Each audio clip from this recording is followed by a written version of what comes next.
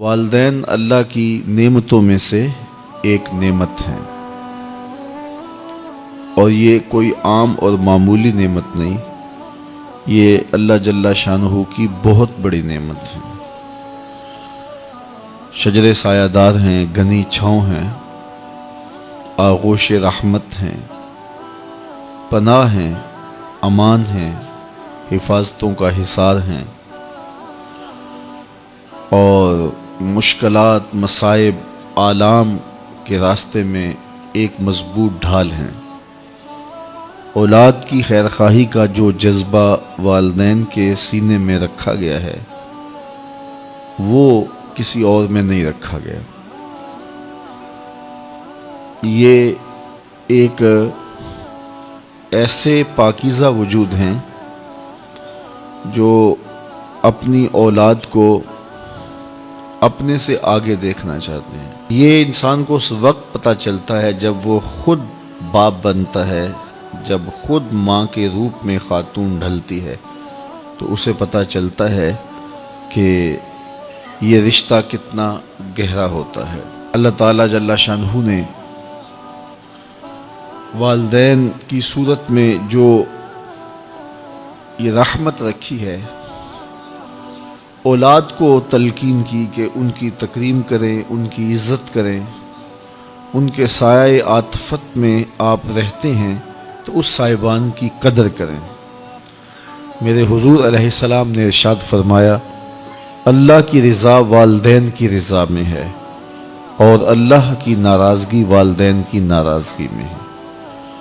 اگر کوئی شخص اپنے والدین کو راضی رکھ لیتا ہے تو پھر اسے اللہ کی رضا نصیب ہوتی ہے، اور والدین اگر ناراض ہوں تو پھر رضا الہی بھی نصیب نہیں ہوتی، الا یہ کہ والدین کسی ایسی چیز کا حکم دیں جو اللہ کی نافرمانی پر مشتمل ہو، تو پھر ان کی بات نہیں مانی جائے گی، ورنہ ماں باپ کی ہر بات کو تسلیم کیا جائے گا اور اولاد اس کو ماننے میں، اپنانے میں، اختیار کرنے میں ہی عزت پائے گی۔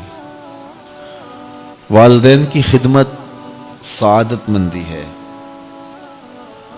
والدین کی خدمت ان کی دی گئی خدمتوں کا بدل بھی ہے، اگرچہ نیم البدل نہیں اور پورا بدل نہیں، لیکن بہرحال انہوں نے جو خدمت کی تو اس کا تقاضا یہ ہے کہ آپ بھی والدین کی خدمت کریں۔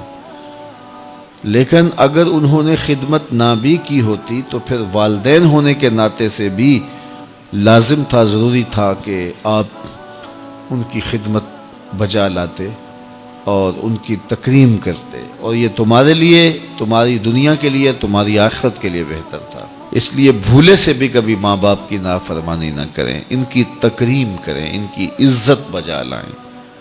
ایک شخص اپنے باپ کے آگے چل رہا تھا تو حضور نے ارشاد فرمایا، اپنے باپ کے آگے نہ چلو، اس کو ادب سکھایا، باپ کے آگے چلنے سے روکا۔ اسی طرح ایک شخص حضور کی خدمت میں حاضر ہوا اور اس نے عرض کی، حضور میرا بیٹا مجھے اپنی چیزوں کو مجھے ہاتھ نہیں لگانے دیتا، تو فرمایا اسے بلاؤ، تو بلایا تو اس نے کہا یہ میری چیزیں خراب کر دیتا ہے، بوڑھا ہو گیا ہے، اسے پتہ نہیں، تو یہ چیزیں خراب کر دیتا ہے۔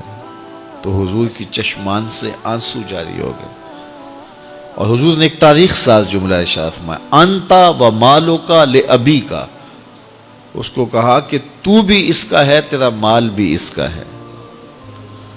ایک وقت تھا کہ تو اس کی چیزوں کو خراب کرتا تھا اور اس نے کبھی ماتھے پہ شکن بھی نہیں آنے دی تھی، اور آج یہ تیری چیزیں خراب کرنے لگا ہے تو تو بے چین ہو گیا ہے۔ تو خوش دلی کے ساتھ ماں باپ کے ساتھ زندگی گزارنی چاہیے۔ ایک ماں، ایک باپ کتنے بچوں کو پالتا ہے؟ 5 بچے، 7 بچے، 8 بچے، کتنے بچوں کو وہ پال کے کہاں تک لے جاتا ہے؟ اور پھر جب ماں باپ بوڑھے ہو جاتے ہیں تو 7-8 بچے جن کو پال کے پروان چڑھایا تھا، جوان کیا تھا، اب ان کے لیے اگر وہ ماں باپ بوجھ بن جائیں، یہ کس کے ہاں ٹھہریں؟ تو پھر انہیں اپنے ماضی کی طرف غور کرنا چاہیے، اور اس بات پہ بھی غور کرنا چاہیے کہ کل انہوں نے بھی بوڑھے ہونا ہے، زندگی رہی تو یہ ادھار پھر انہیں بھی چکانا پڑے گا۔ تو ماں باپ کو محبت اور الفت کے ساتھ رکھنا اور ان کی تکریم تعظیم بجا لانا، یہ سعادت مند لوگوں کا شیوا۔